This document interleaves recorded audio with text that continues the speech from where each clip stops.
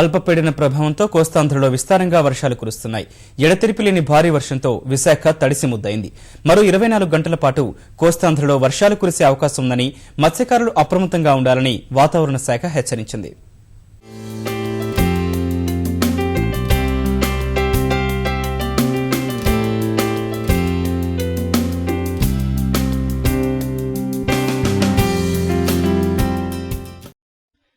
బంగాళాఖాతంలో ఏర్పడిన అల్పపీడన ద్రోణి ప్రభావంతో శనివారం నుంచి విశాఖ జిల్లా వ్యాప్తంగా భారీ వర్షాలు కురుస్తున్నాయి.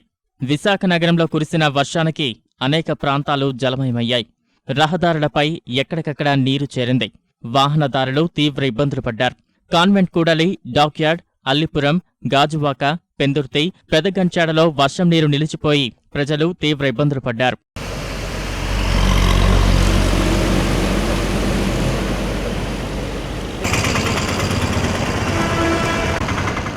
అల్పపీడన ప్రభావంతో విజయనగరంలోనూ భారీ వర్షాలు కురుస్తున్నాయి. గంట స్తంభం, బాలాజీ కూడళ్లు జలమయమయ్యాయి.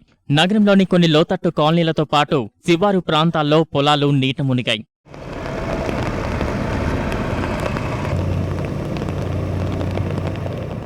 కోస్తాంధ్రలో మరో 24 గంటలు వర్షాలు కురిసే అవకాశముందని విశాఖ వాతావరణ శాఖ వెల్లడించింది.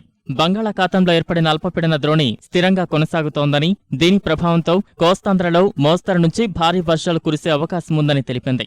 గత 24 గంటల్లో విశాఖ విమానాశ్రయంలో 14 సెంటీమీటర్లు, విశాఖలో 13 సెంటీమీటర్లు, అనకాపల్లిలో 10, తుని, డెంకాడలో 9, భీమిలిలో 8, విజయనగరం, కళింగపట్నంలో 6 సెంటీమీటర్ల వర్షపాతం నమోదైంది. బంగాళాఖాతంలో ఏర్పడినటువంటి అల్పపీడన ద్రోణి ప్రస్తుతం కూడా పశ్చిమ మధ్య బంగాళాఖాతం నుంచి ఉత్తర బంగాళాఖాతం వరకు స్థిరంగా కొనసాగుతుంది.